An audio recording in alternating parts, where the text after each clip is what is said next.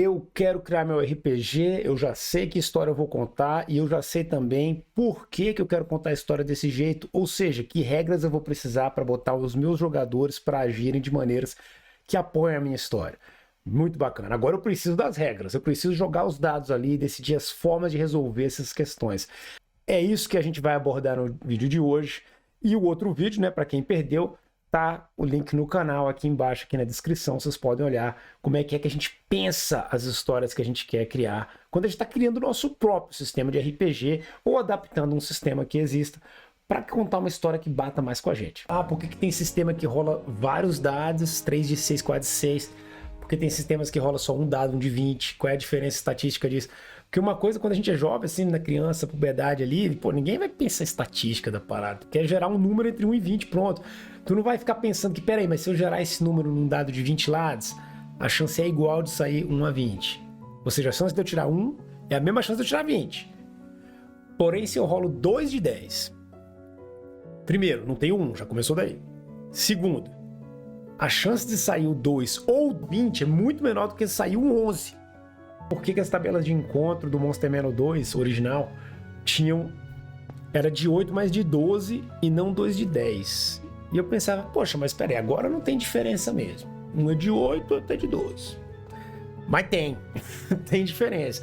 Quando você calcula os totais todos, o de 8 e o de 12 geram uma distribuição semelhante, é verdade. A chance, claro, que é muito maior de sair números no meio.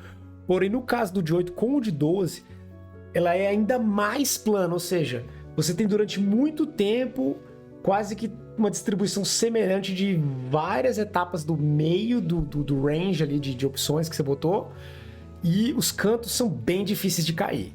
Você tem uma chance maior de sair, por exemplo, um 5 e um 16 do que se você rola 2 de 10. E isso é interessante também. E é uma outra forma de pensar como você quer distribuir as suas chances das coisas acontecerem.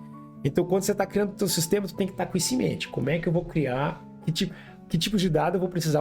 Vários dados para gerar condições que simulem aquilo que eu quero botar na história. E um outro exemplo de técnica com dados que é mais assim, né, aquela técnica do risco, né, e da recompensa, é o chamado dos dados explosivos, que é quando você coloca que sempre que um dado sai um valor específico, mas a maioria das vezes é o máximo, você rerola ele e soma. Então tu rola de 6, se sair 6, rola de 6 em cima, vira 12 e rola de novo, se sair de novo um 18. Então esses sistemas são sistemas que eles são bons quando você quer simular que todo mundo, independente das condições, teria uma chance, nem que fosse pequenininha, de conseguir. Porque querendo ou não, qualquer um pode ter uma sorte e 6, 6, 6, 6 e de repente tem um 24. Então, se você usa um sistema desse, que por exemplo usa dificuldades variando entre, vamos dizer, 3 a 12, e as pessoas jogam em geral 2 dados de 6, mas aí quando é uma dificuldade assim fenomenal, é uma dificuldade 20, e a pessoa rola ainda só 2 de 6, mas aí, se ela sai 6 e 6, já são 12, ela rola de novo, conseguir aquele 18, aquele 20, passei no tal do cheque que seria impossível. Então, isso tem um gostinho ali especial, entendeu? Tem vários jogos que usam esse tipo de coisa. E se você está criando seu RPG e pensa, eu gostaria disso, eu gostaria de uma situação que sempre tem uma chance. Então são dados explosivos, são uma boa para essa. Uma alternativa para isso é aquele clássico valor que sempre funciona ou sempre falha, né? No caso do Dungeons & Dragons, por exemplo, seria 21. Quando a pessoa rolou 20, conseguiu, não interessa. Rolou 1, falhou, se ferrou. É assim. Então também é uma outra opção. Aí tu vai me perguntar, e acabaram as opções? Claro que não. Criatividade é o limite. A opção que sobrou, que é bem interessante, é uma opção que a galera do Fate, do Dungeon World usa, né, do pessoal do PBTA, né, do Powered by the Apocalypse Engine, que é o lance das chance média ali. Ou seja, você rola o dado, você pode ter... A coisa não é binária. Não é conseguiu, não conseguiu. Você conseguiu. Você não conseguiu. Ou você caiu numa faixa ali.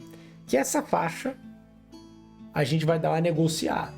Eu, como narradora, vou dizer, beleza, tu conseguiu.